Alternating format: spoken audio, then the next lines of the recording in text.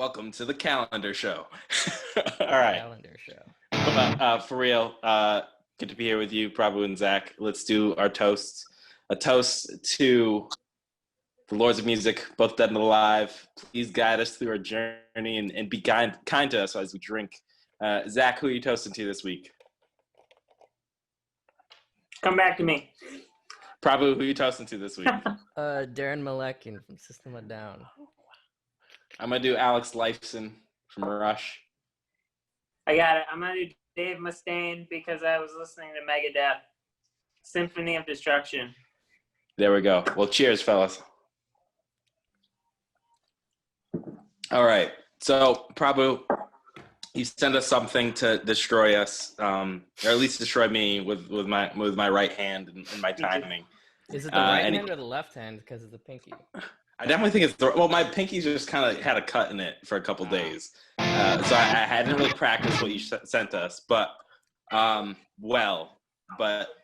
destroy us, show us the riff, tell us about it. We'll give it a shot, and I'll just start, and then you'll show us up. Yeah, I'll start, and then I'll talk about it, and then it's your turn to play it. All right, so here's the riff.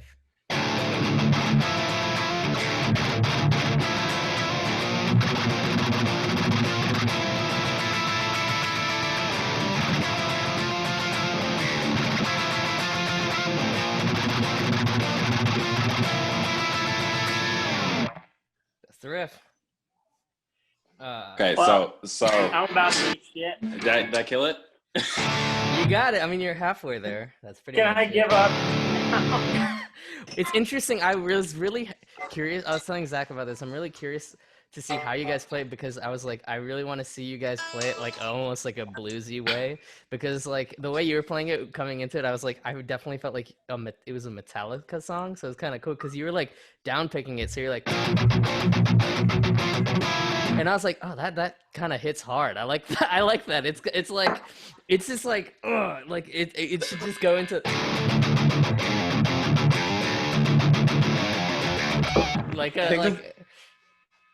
It's cool because it's like a reinterpretation, and I think that's cool because I'm like I didn't think about that. Like, why didn't I think about that?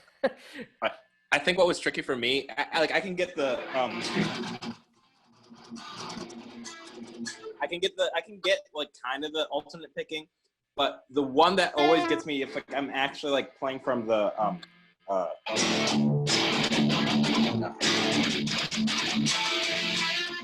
that first one, I almost always downpick, even when I was practicing it, because like I felt like I needed the chord to breathe. Like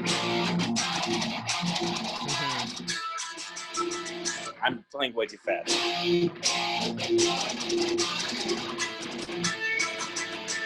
So it was always the first one. I felt like I needed it to breathe, and that's what was challenging for me. And I think that's interesting because that brief part is like actually kind of built into. I wrote the riff in a Guitar Center in like 4 years ago. I was just like trying out an SG, so that's why I feel so good playing it because it was like that was when I not first one in SG, but it was like I actually got to play a Gibson SG, and I was like, fuck, this feels great, and I want this guitar. And luckily I recorded that and I like put it on Instagram because I started rewriting this and like I'm trying to write it into a song. And it's kind of nice showing you guys because I'm like getting ideas of like, oh, maybe if I play it this way, I could like, you know, just like bring it back as a different motif or think of like where to take it. But the way I usually, since it's kind of fast, and this is something I was telling Zach about actually we can go into Zach's playing it and then we can break it down. You want to take a stab at it, Zach? Wow, I'd love to.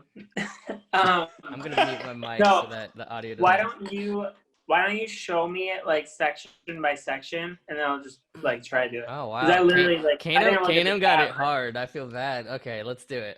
Wait, why did I get it hard? Because you went straight in after. He went for it. No, that's respectable. That's respectable. That's respect. All right, so the first part is, it's actually hard playing it slow, so I'm going to play it kind of slow, kind of fast, but like... I was so mad at you. I was so mad at you the recording. It's like, how can you not play it slow for us? Because a lot of it is like, really like, I don't know. So the first part is which we've established is not the galloping, but the kind of fast. I think I'm gonna have to listen to the riff I recorded. It's gonna be. Can every time I different. also just say that if this was a horse race, if we were all racing horses, like your horse would be so much fucking faster than our horse. It's like our horses would fucking eat shit. The dicks just dragging on the ground. Like, Yo, my horse would be running the other way. Yeah. It'd be running like lateral. It would like it's But not like going forward. I just run out of the fucking. I think my horse though, it would be a round track, and then my horse would just run straight and not know when to stop, and just fucking run into the stands and like snap its neck. It would just be like, no, you gotta stop. It's too much. It was just engulfed in its own flames. All right, so here's the intro part. We can also edit that around. But so here's the intro part. Keep the horses in. I know. We'll keep the horses in. So here's the intro part. So it's just this is the faster part with the gallop.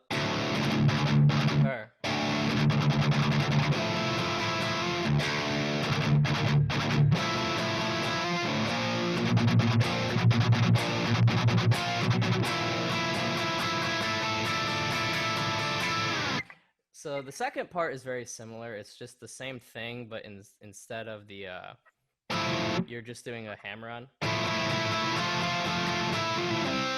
So it's just kind of adding like a melody. So really your pinky, so Kanum, you might have a hard time with this one today because you said your pinky was hurting, but your left pinky is the one that's kind of doing all the work there. So it's just kind of maintaining almost like a, like you don't honestly even need to like chug that one like that. That's just kind of like, so it's kind of a mix of like, what I do is on the low string, the gallops, I'm doing the chugging, but on the chords, I'm doing a mix of kind of like, almost like how you play an acoustic guitar, like.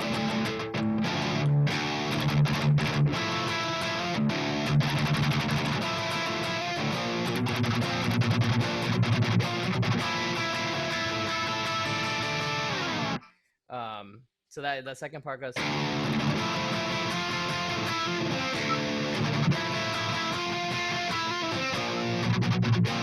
Same climb, and then so on the except on the end it's just like a it's just kind of like, and that leads into a different part.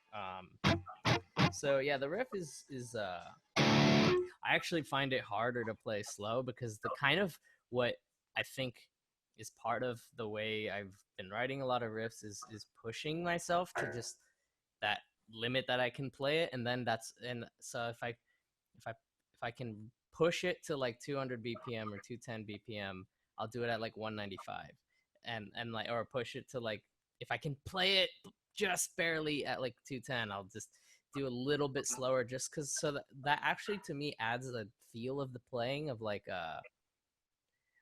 just the, I don't know, like the way I would dig into certain things. I say this and then I record things at like half speed all the time, but like but like my rule is at least I can still play it if I show someone, but like at least barely I can explain it. I think a big thing really is the picking. It's mostly the right hand doing the work. So like I think alternating between just and like between chugging and picking chords is something I really like, and what I like about things like that is I can play it with one guitar and it sounds like a melody and a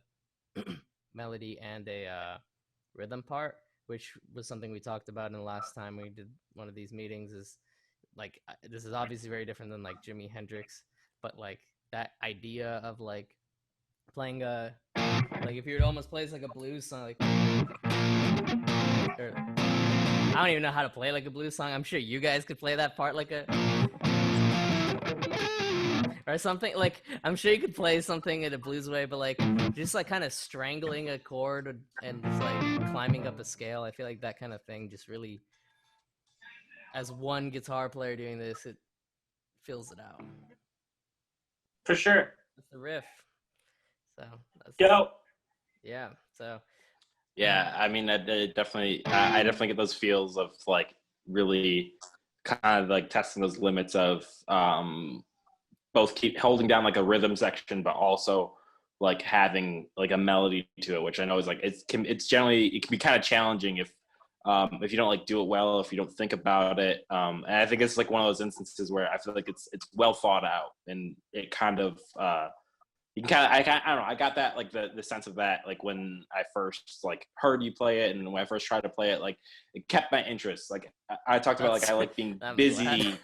I like being busy on like the guitar, and just all that stuff kind of like keeps you busy on the guitar, which is like kind of like the kind of work I like to write myself, and also like generally like kind of what captures me to play.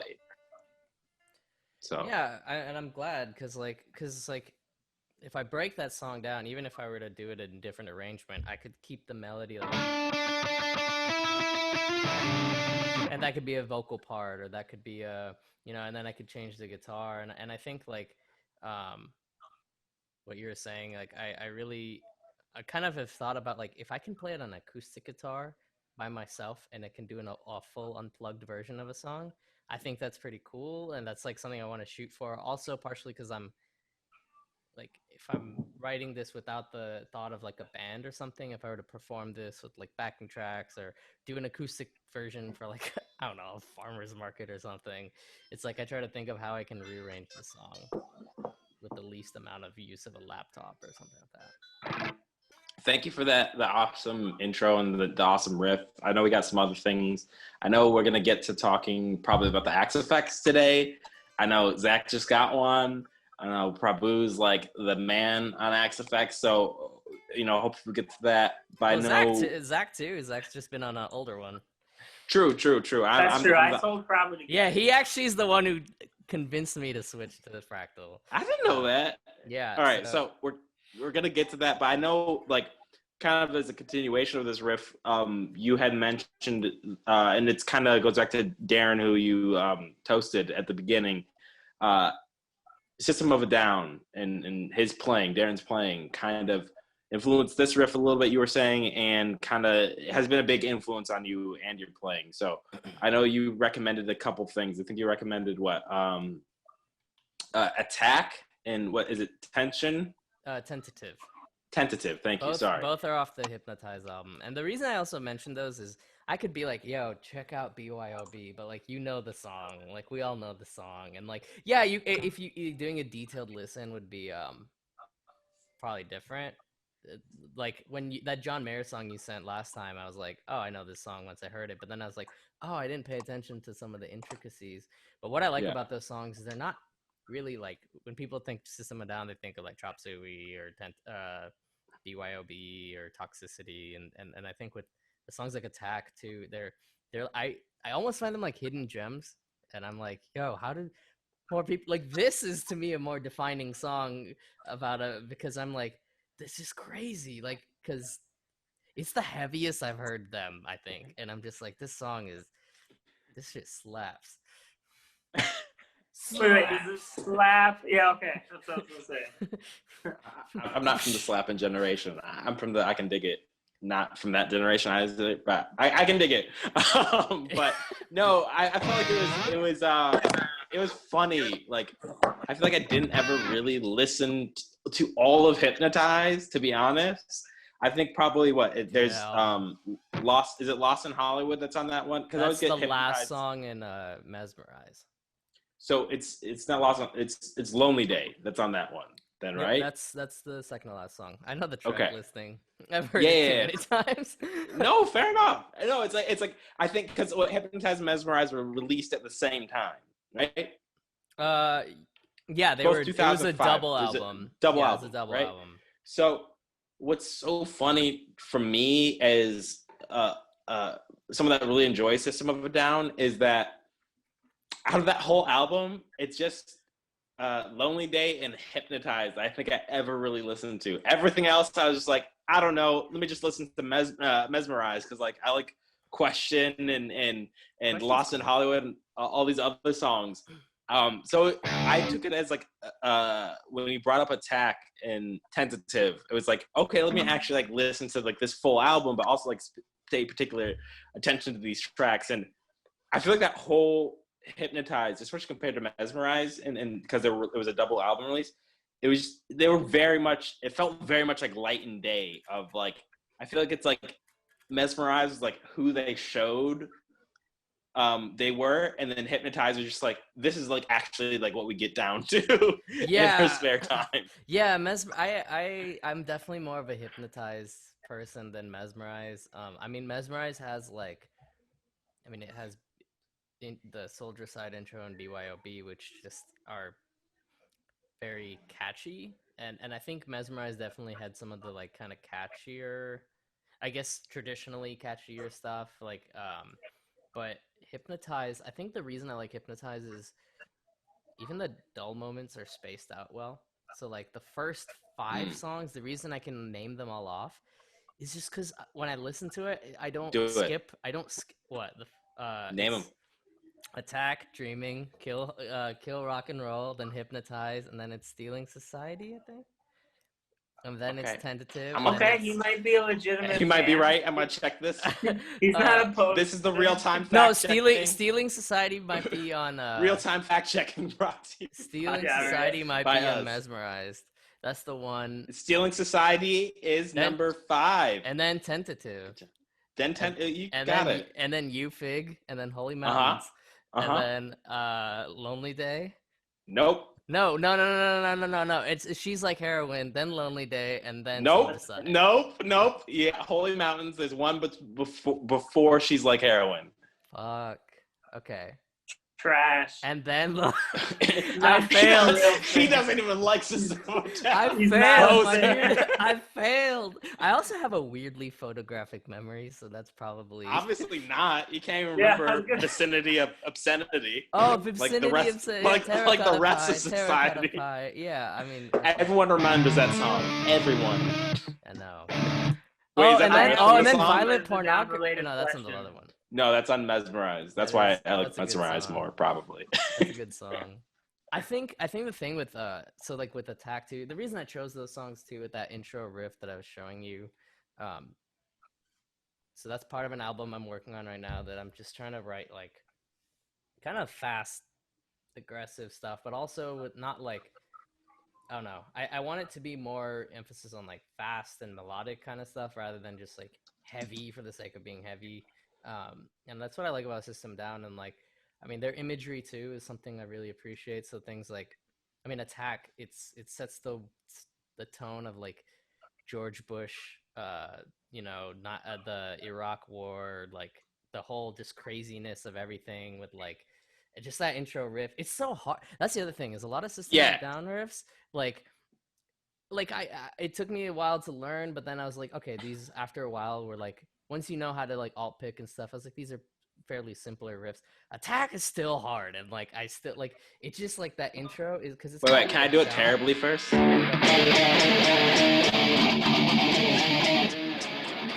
think I might be out of tune too. So that's my best. So the first reason why that might be harder, I mean, so Daron actually plays it on this as a power chord.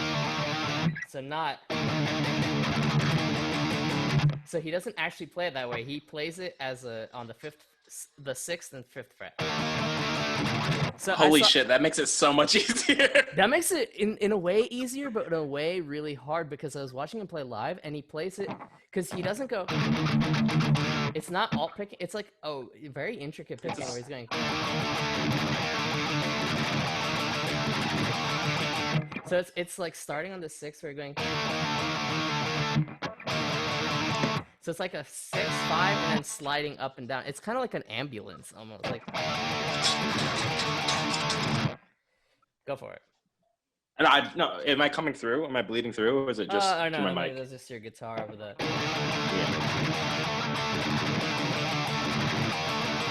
And then it goes.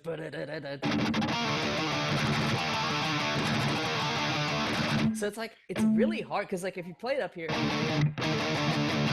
It actually is kind of harder because of it's easier to pick, I think, because you're not like doing like, I don't know, there's something about picking multiple strings and then like jumping to gallops that's harder, but like, yeah, that song, it just starts so boom, like, and then it cuts all of that away.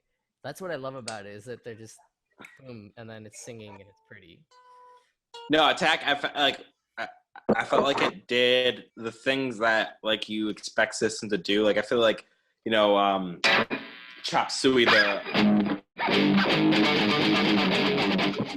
like that sort of like essence of there's like a part of that I felt from Chop Suey in Attack, because I never really listened to all Hypnotized. I didn't really pay attention to Attack or Tentative at all, and so I felt like it had those elements, but like you said, it's like very like it had that siren, it had that panic to it that was like very unique. Yeah. And then I felt like it really went into like the verses. Like I felt like that was very like System-esque, where it's like this drone that kind of goes on with a song, but it all felt like so unique and into itself, you know. Mm-hmm. Yeah, and I love that. I mean, I love their harmonized vocals. That's especially big, like on that album or those two albums. And I think that what I love about the song is, even though it's like, you know, it's just a brutal song, it's still catchy. It's still something that like has the song structure of like riff and then verse, which it's almost like inverted, where the verse they take everything away and then they bring back to the like almost like a bridge, and then they have the chorus again. Makes you think of Damage Incorporated by Metallica. I don't know that song. Come on, man. Last off Master Puppets, where they just like it goes like really ham and they just whisper like Damage Incorporated at the very end. It's very dope. Yeah, and like I think it's just it's got or like Unforgiven. That's probably a better example. Which one? Unforgiven. You know, I don't know that one.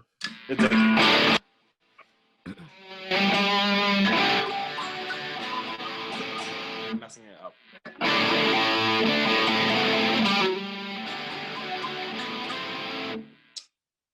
Something like that. What I've known. Yeah, Metallica. Yeah. Like the verses are very heavy, but the chorus is very light. Yeah, I know that song.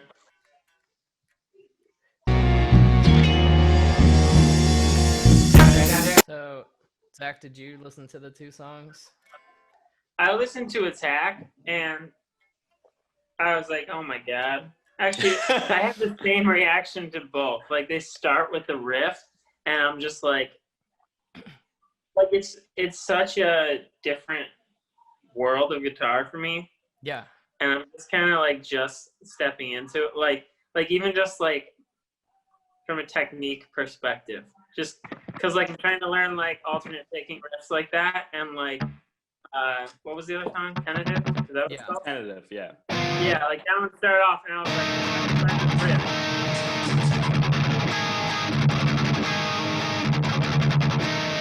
Yeah. Because like that's what it is. I've been working at BYOB and I'm just like, oh my god, the song is let's hear hard as shit. No, okay. I'm not warmed up at all. It doesn't matter.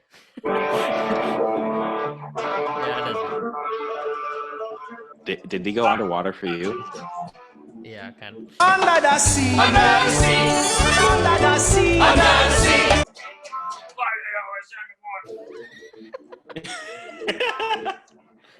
I want to hear a full cover of that. Forward, hypocritic, and hypnotic computer. You depend on Yet you feed us lies from the tablecloth. I like when you went to the low chords, Zoom was like, that, let's pick that up. Because the other chords sounded way, like, more, underwater. Yeah. Really? Yeah. I'm sorry I'm sorry to pressure you. You can warm up next time. I won't.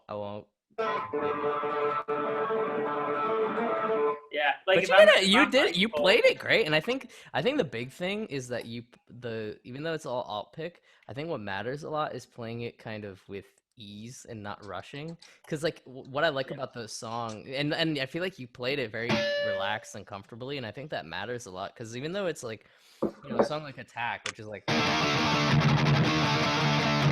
or BYOB, I feel like, you know, even though it's panic, you want to play it smoothly, and like especially if you're playing to a drummer and stuff like that, it's like it's still organic, and it's still like that's what I love about them, is that they're like, and that's really hard because like, and so one of the things I was talking to you about is like I feel like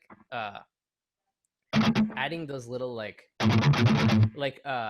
sometimes when people do like when I do like a lot of down picks, I'll add like a little up pick thing to like regain energy. So if I'm going like,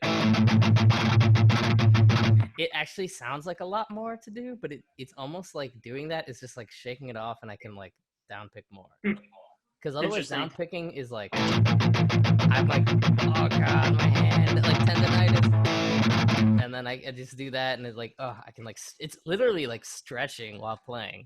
And I think bands like System of a Down, it's like hard, but because they're doing a lot of alt picking stuff, once you get into like the groove of just like doing it, it's kind of like it becomes like easy once it clicks. And that's where it's funny, because like you're talking about it being a very different world for you, and for me, that's why everything you guys play, I'm like, how do you do that? Because I'm like bends, I suck at like I always bend too sharp, or I always bend like you could bend something right now, and then and it would just sound like cool. And like for me, I have to like find where the note is, play around, and then you're like, oh, add soul. What is soul? I don't know soul is. Feeling, those are the things that I like. You know that little fairy in Zelda that comes and revives you? That's what soul is. That's soul. Yeah. Between like Attack and Tentative, what I found funny is I felt like when I listened to both of them that I liked Tentative more, but like really until you played the riff,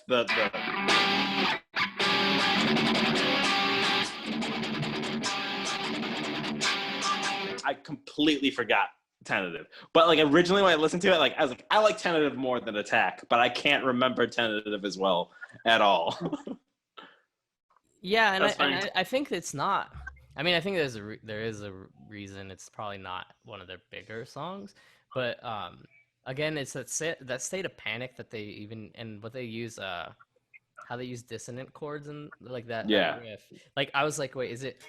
They use the diminished chord, the tritone chord. Yeah, and I was like, I don't know if it's here, and I was like, it doesn't actually matter really. All of those add like. Of course, it matters. It matters, but like all of it just sounds so menacing, and it sounds devilish, and I think even the contents of the song, like when he's talking about bombs falling over their heads, and like that when then he breaks down to the we're going down, it's kind of like symbolizing that like you've kind of there's no hope, it's given up, it's like we're gonna die like that, and it's very dark, really scary, really emotionally heavy stuff. And I think the way they do it in all their songs like Attack or Tentative, it like the way they phrase those kind of things with like going to dissonance and then suddenly going to like that chorus is just is like every other pop song. It's just like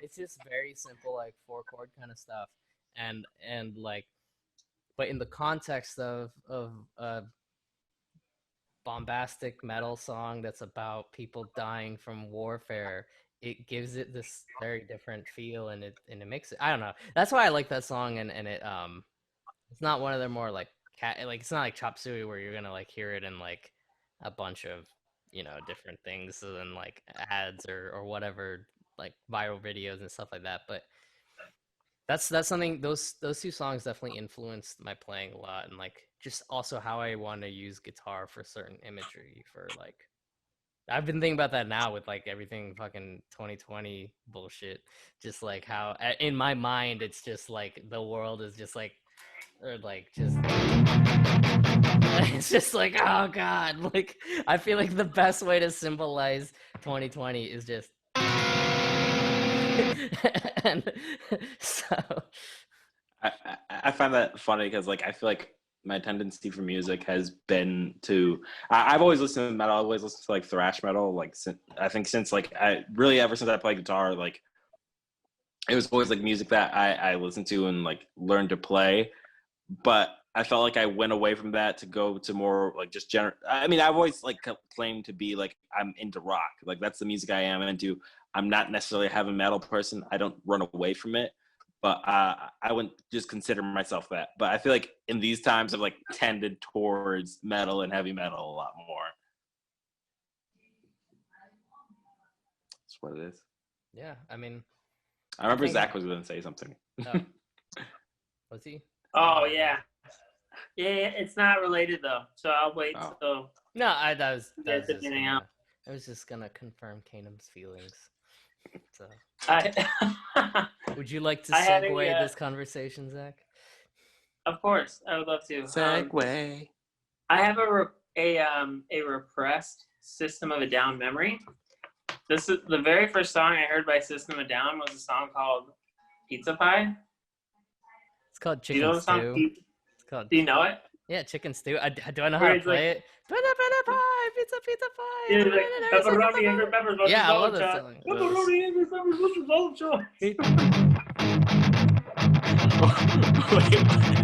It's Yeah, so so- good. You said it was repressed. I felt like you were gonna like be like attacked by a member of Yeah, Papa I was- John's I or thought- something. No, it wasn't. I've had over 40 pizzas in the last 30 days. I thought when you said repressed, No, it was like you had someone break up with you while a System of a Down song was playing, and then It's a you like pizza fuck pie, that dude. song. Yeah, and then Yeah. now you can't eat Pizza pie. pepperonis, green peppers, mushrooms, or olives, or chives, and now you're just like, all right, screw that memory. That really just like Strictly bacon and pineapple after that. That's it. no cheese. Like no, No cheese, cheese. no sauce. Like, no, but like it was repressed because like the first time I heard the song, I was in like middle school, I think, and like I was like, oh, it's a song about like pizza, but like I'm like looking at the lyrics for this, right, and it's like.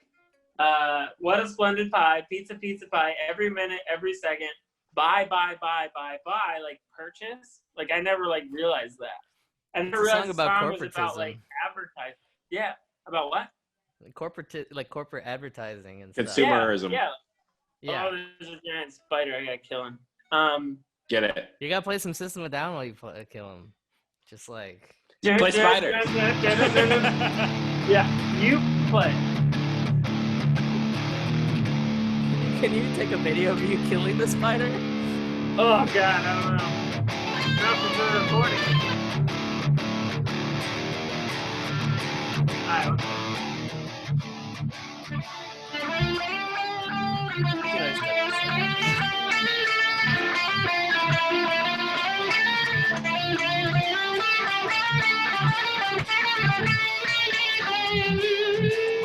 Prepare to enter the underworld. Oh, we gotta play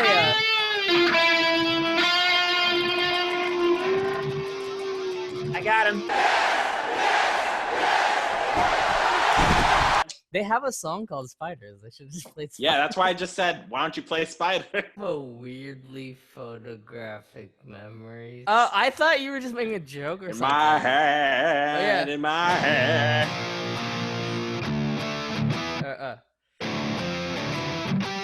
There we go. That's probably one of my favorite songs by them. That is a really good. I don't know it though, so I guess I don't like it that much. Just drop it and then. But yeah, that doesn't sound like a very repressed memory. It sounds like a very eye-opening memory, in my opinion. It sounds like Okay. Well, it was repressed because like I completely forgot that the song existed, I guess. But you're right, it wasn't repressed by anything. It was. Sorry. That's okay. Well, I think that's actually I feel like a lot of the the beauty of System of a Down are the things that like a lot of people listen or who know them or like they have songs that are half super serious about genocide stuff, and then they have songs like psycho groupie cocaine crazy psycho groupie coke makes you high, and it's just but then like the subtext of a lot of their or even violent pornography is about like advertisement and like dirty television and like a lot of just like deeper stuff, but then they do it with like stupid shit and like but I think that's the thing of like listening to System of a Down. Like as a kid I was just like violent pornography. He said like sodomy, and I had to look up what sodomy was, and I was like, oh my god, like I was like, what the hell is that? And I was like, you can do that, like Boy, what does sodomy mean to you? sodomy means to me. And what do you mean in What is it? What does it mean to you? Anal penetration? Is that not Nope, what it is? it's non-vaginal sex. So oral And sex really? and hand jobs are technically sodomy. I didn't know that. Yeah, that's why I always find it funny when like you have like people like saying like, oh, we should stop people from sodomizing. It's like all of you love blowjobs, so get the fuck out. Well, yeah, I mean, because that's how like a lot of countries that have homophobic laws, like pass laws, is they're like it's like illegal to be gay because they make sodomy illegal, and then like how you like, but yeah, it's Then like technically any act of sodomy would technically be illegal. So, anyways, that's this episode on sodomy. then yeah, sodomy. Just, like I think what we should have is like, you know, SpongeBob when he's like imagination, and have like the word of the day that's just like sodomy. Sodomy of a down, like that should totally be the name of the episode. yeah. But all right, so I think we spent enough time on sodomy of a down. I know. I think we got like maybe 10 more minutes left, but I think we should definitely go into the axe effects. So I know I'm the odd man out, so I'm gonna shut the fuck up for most of this. So No, this is you about, guys this whip is it an out and open tell me about the forum axe for you. effects. This is an Please open sell forum. Whip it out. Please sell me the axe effects. That Alright. will not buy anytime soon. I mean, it's a lot of money. That's the Yeah. biggest downside. Is it's like if the axe. That's why I think the FM3. It's also the like waiting on a wait list right now for something. I mean, okay, Zach, you can talk about that. But yeah, I feel like the thing with fractals, I think it's kind of like in the sense of Apple, where you get. I feel like from, you know how there's like the joy of like, it's like you can only buy it through them or something like that. And like, I mean, I know Apple you can buy in other places, but they make it hard. They don't do sales. They don't do all that kind of stuff. It's just like it's kind of like built this hype around it. And I feel like with the Axe Effects, it was this thing that like a lot of bands are like using. And I was like, okay, it's like pro gear, all that kind of stuff. And I was like, expensive though. And honestly, what made it more of a tangible thing in my life was when Zach was like, I'm using the Axe Effects. And I was like, oh shit. I was like, and then you were like, you gotta get off that line 6 bullshit. And it's like you gotta get onto the Axe Effects. And then I was like, fuck it, okay, yeah, I'll do this. And then I was like, it made me want to play guitar more. So, and I think it just really just comes to like, you know how when you got your first better guitar, like it might not have been like mine was my Epiphone Les Paul. When I bought an Epiphone Les Paul, and it wasn't like my cheap knockoff Strat. I felt like I just want to play guitar more. I feel like I leveled up in an RPG or something, and then I like learned like Charmander learned Flamethrower.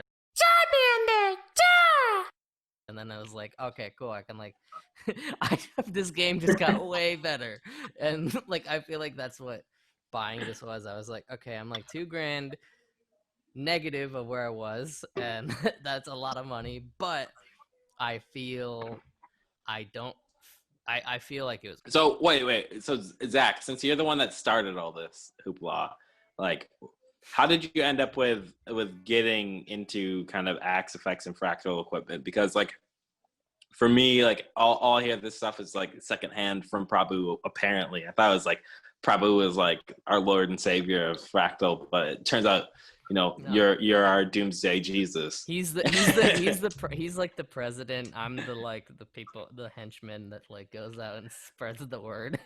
So like, so did you start off with like I mean, you can see like I got 2 beautiful Marshall amps right here that are dear to me. People may argue that they're not real Marshalls because they're made in Vietnam, but they have tubes in them, so they're real enough for me. And it says Marshall. Just don't tell them it's made in Vietnam. They'll just never know. I don't care, man. I'm proud it's made in Vietnam. You know, Vietnamese people need jobs too, and it costs less. It costs way less than it being made in the UK. And Yeah. typically, like, consistency of quality is better from other countries than the UK. But I'm not saying that for everything. I don't even know necessarily for Marshall. So, like, don't jab me for that. But so, like, really the question is, like, did you start off on, like, solid state amps? Did you move to tube amps and then you started just the Fractal business? Or did you just, like, maybe start off on a practice amp and then when you were getting serious about it, you just jumped straight into Fractal? No, there's definitely a little bit more of a progression. I'll start at the beginning, I guess. So first I had the Spider amp that everybody has. You and the other Zach Haynes. Hell yeah. Oh, yeah. Yeah.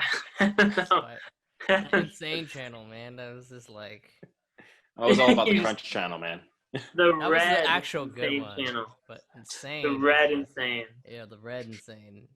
But and then you always, like, turn the amp on and then there's the delay and you're like, why is there a tape delay on this shit? Like, why is, like... Because you didn't save your preset right, bro. Yeah, exactly. You didn't know that you're supposed to hold the button no. to save your pre. Oh, I had to learn that after a while. It took me like a year or something. Okay. Obviously, I'm a nerd that read the manual. I wasn't as savvy as the internet too, so I was like, how do I do this? I feel that. So I started with that, and then I'm trying to remember what I jumped to next. I think I went and got it was like the Pod 500 thing that Prabhu had. The HD 500? No, I don't think I'm sorry. I didn't have that yet. The floorboard? I know your brother had the XT or something, because I remember at your house seeing that. Oh, he did have something. Yeah. Well, I'll start with the Spider. I had the Spider amp, and that was all I was using. I hadn't played in a band at all. And then it was like maybe 4 years ago. 4 years ago, I went on Craigslist, and I don't remember if we talked about this on the podcast or we talked about it, but I found a country band. Like, this was my first, like, band. And I was like, crap, I can't show up with this Spider amp. A, because it's a Spider amp, and B, because it's a practice amp. Like, you can't really, like, you could mic it up and stuff like that, I guess, if you really wanted to, but, like, it didn't have, like, the important things that I needed to be in A, a country band, B, a band. So I went to Elderly and I bought a Marshall JMD. So it's like half tube, half like hybrid. It's this really weird, obscure Marshall amp that they made. It wasn't a hybrid amp. It was a tube amp. Interesting. Wait, it's like a tube preamp and then like solid state power amp sort of deal? I think so. Okay. I actually had an amp that I had built in between there, but I don't remember. Yeah, that might be a different story. But I feel like the solid state tube thing is a thing because I have a Vox solid state tube, and I was like, I didn't know that was a thing before. So like, it depends. So like, actually, like, I got to work on this amp. So now I want to ask you questions about how you built your amp, because it's this one on top has a smoky smell coming from it. So I have like a whole voltmeter and like resist meter to like figure out where the problem is. But anyways, all right, let me rephrase. I didn't build it. I did not build it. I had to build it. I'm not that cool. So if I sent it over to Vietnam and they built it for me. So okay, let me try to push through this long, boring chain of events. So I got the Marshall, and I used the Marshall, and you love the Marshall. Obviously, I used it, and I played with it live. Part ways. Yeah, well, my biggest problem was when I lived in a townhouse for most of college, so it's like I could never use it. I could never practice with it. Like, I turn it on, and I have to turn it to like the slightest hint, like just below 1 of the master volume, and it would just sound like trash because like there's no power in it. Like, it would just sound like I'd rather just play without it at that point. And like my guitar teacher that I had for a couple months was the one who introduced me to the Axe Effects, and I was like, holy crap, this thing sounds ridiculous. And like even at a quiet volume, it still sounds ridiculous, which is like, and that's a big part of it too. Kind of like what Prabhu was saying, like when I pick it up to practice, I'm never like spending time like, wow, I hate this tone. It sounds like butt because I'm at like quiet volume. Like you just turn it on and it sounds like your performance tone, just quieter, which is super, I think it's super awesome. So that was kind of a really big selling point for me, just because that makes practicing like so much more fun when you just don't sound like crap no matter what you do, because your amp has to be really quiet. And yeah, so that's kind of how I stumbled upon the Axe Effects. And so just out of curiosity, like, so you went from this Marshall amp that like you felt you couldn't really utilize in like your spare time and your practice time and all of that, and then you found this what set like the Axe part separate from like the Line 6 or like other systems that were probably out there doing, I know like Digitech, like I had like a Digitech pedal, and I have one now, but I've had like 2 different generations of Digitech pedals that like I felt like worked for me. I didn't necessarily use the amp and cab sim. I more or less just used it for like the pedals that I could get out of it. But like what made you go to the Axe Effect? So was it like purely just your teacher, or did like you end up testing it out and you're like, oh, I get what he's saying? So I guess, yeah, I could have explained that a little better too. So, first hearing it, I was like, holy crap, it just sounds so good. Like it sounds like the entire point I had been chasing the tube amp sound. Like it's like a unicorn where like all the experienced guitar players talk about how great like the crank tube amp sounds, like there's the sweet spot and it's like perfect and it's this and that and the other. But like the problem is like, especially with my tube amp that I had, it's so hard to achieve that tone when you can't crank it up. Yeah, you know what I'm saying? There's a difference being in the studio and like having all these amps and then like cranking them and then getting because the tube especially, it's like hard to replicate all that stuff, and like even if you get a different tube amp, which is cool, but it's like if you're trying to get a sound and then you're practicing in an apartment and then it just becomes an inconvenience of like, I've got this 4x12 cab and an amp head and I gotta carrying it, dude. Yeah. That's a whole nother thing. Maybe we're just old, I guess, but well, if you live on college campus, and like I didn't have a car in college, so like no, it's interesting that you bring up like the whole like cranking a tube amp thing, because what 10 minutes left. But no, Yeah. it's just interesting that you bring that up, because like I find it that being like a challenging thing, because I mean I live in an apartment right now. I feel like that could be a challenging thing, and I know it also depends on the amp. Like there's some amps, right, that are out there that still work well at quiet volumes, still provide you like a great sound being a tube amp at quieter volumes, but there's still other amps that like just don't give that to you. I feel like if I like compare these two, I'd say the bottom one can pretty much give me anything at any volume that I'll be happy with. I think obviously louder, I'm probably going to be more happy with it, but I can still play like in my apartment and feel comfortable with like the sound it makes. The top one, this one's like totally different, because I think like it goes back to, if you like understand amps a little bit, there's like a preamp stage and a power amp stage. And so this one, it really needs the power amp stage. So really the power that's going to make it really loud to give it like the full character that exists in it. Yeah.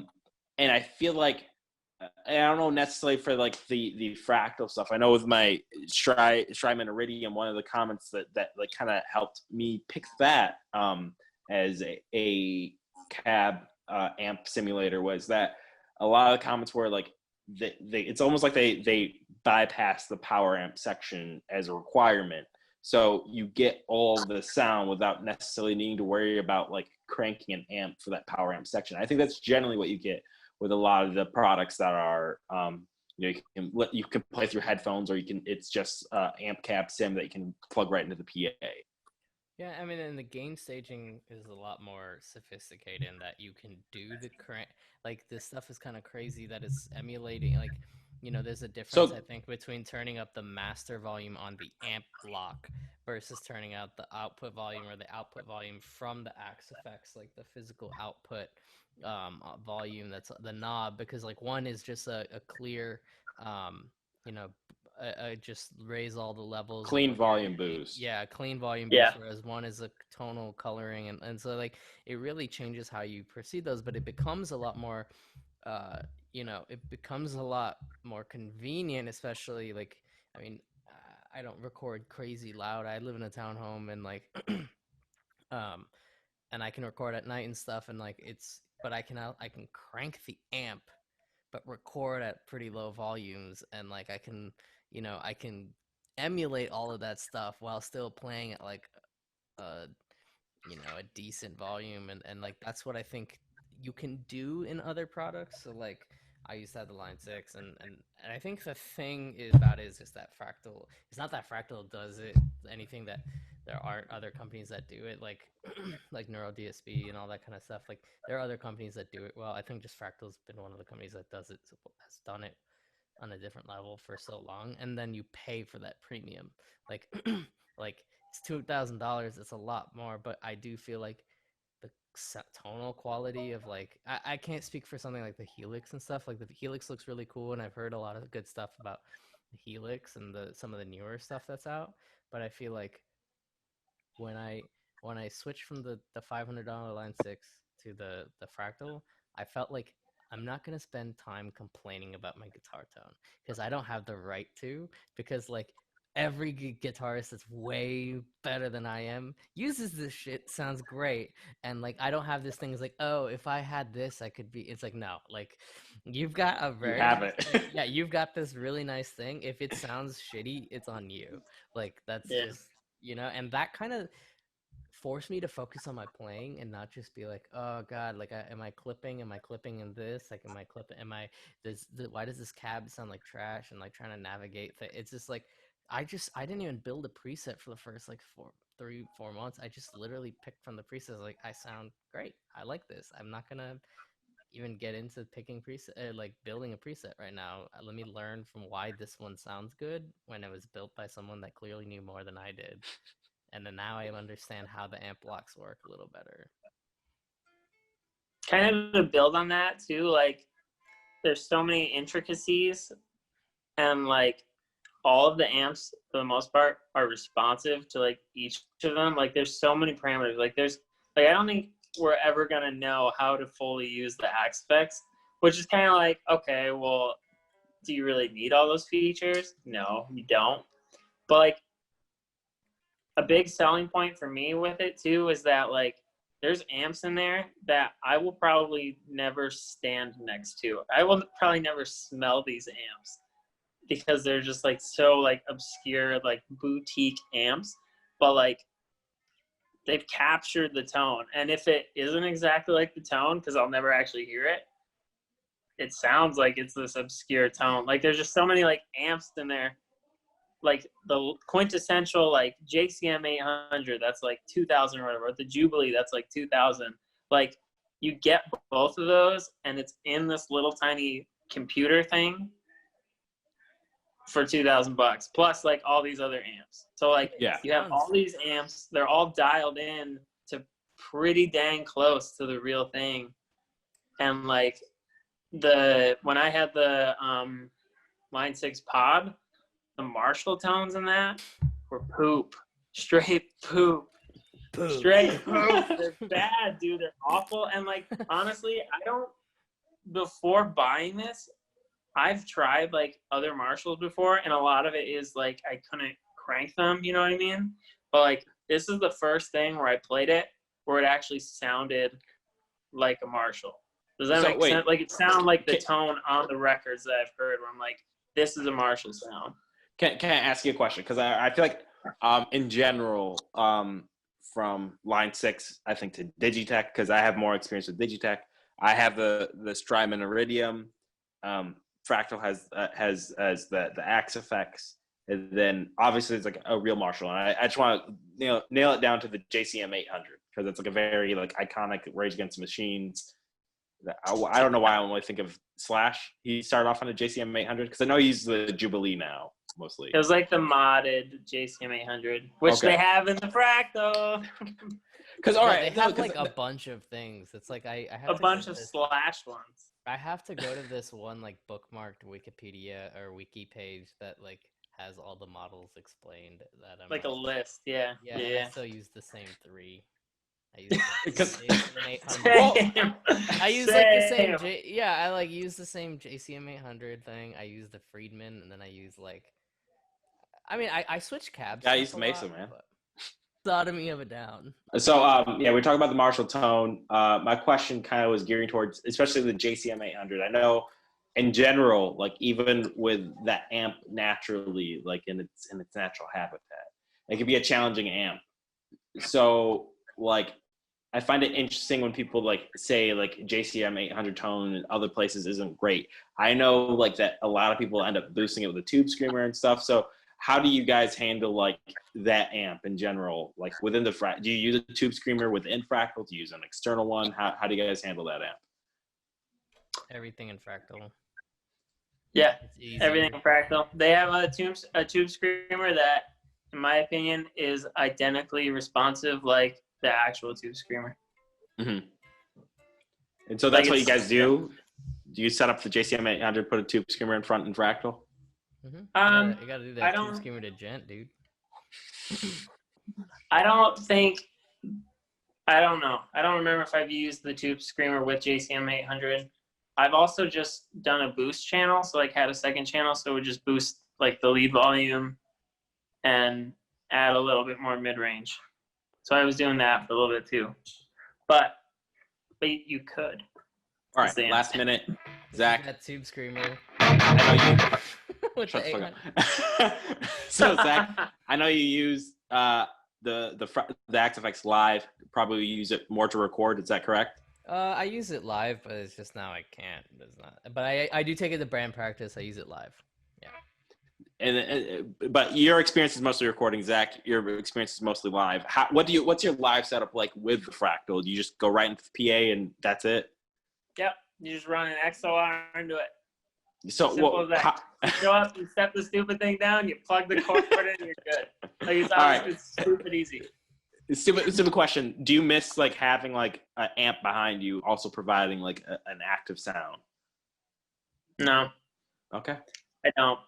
I don't miss it at all. To be honest, I've got like a speaker in front of me, or it's super easy to like run with in-ears. If you do that, I don't really like in-ears, but yeah, I don't miss it. You don't like in-ears? I don't like it. Well, I feel like in-ears you have to have really expensive ones for them to be good. Yeah. Like, and I've only played like crappy, cheap in-ears, so I'm just like, I can't do it. But I feel like in general, I never was like, yeah, this is awesome. I have my tube amp behind me, because I was just never satisfied with my tube amp. So maybe that's part of it. But yeah, I don't know. Okay. I'm totally fine with the sound in front of me pushing at my face instead, like coming out of the wedge. Perfect. That's all the Dre has for today. Probably, do you have anything else? I know Zach has to go. No, I've used it live a little bit, and like, especially for the shows that like that Haley and I played like with like our own PA and stuff like that. Something like the ActFX just gets easier running it into our own mixer, and then like for my band practice when we practice live, or like for live show, it's just easy because I run into our PA, and it's just I do want to get like a little cab that I can route on stage, because I do like feeling it from my experience with the Line 6 running into a thing when you don't hear something behind you. It's just like you can't. My biggest issue was I couldn't tell if I was quiet, but then everyone in the audience says it's like you can hear, like, trust me, you can hear. The sound guy's like, trust me, you can hear yourself. Like I remember when playing the Blind Pig, I was like, I can't hear myself. And then, but I think something like the Fractal just makes it easier to carry one little box. Well, not little, but rather than an amp and a cab, and then just put my cables in it, and then boom, done.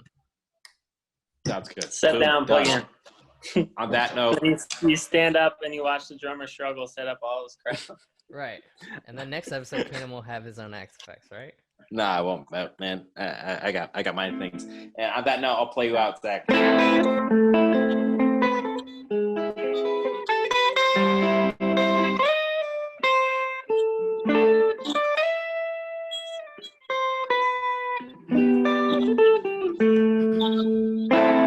enough. I do that better normally. Later, Zach. Beautiful. Later, Prabhu. Have a good one, guys. There, guys. See ya. Imagination. Sodomy. Sodomy.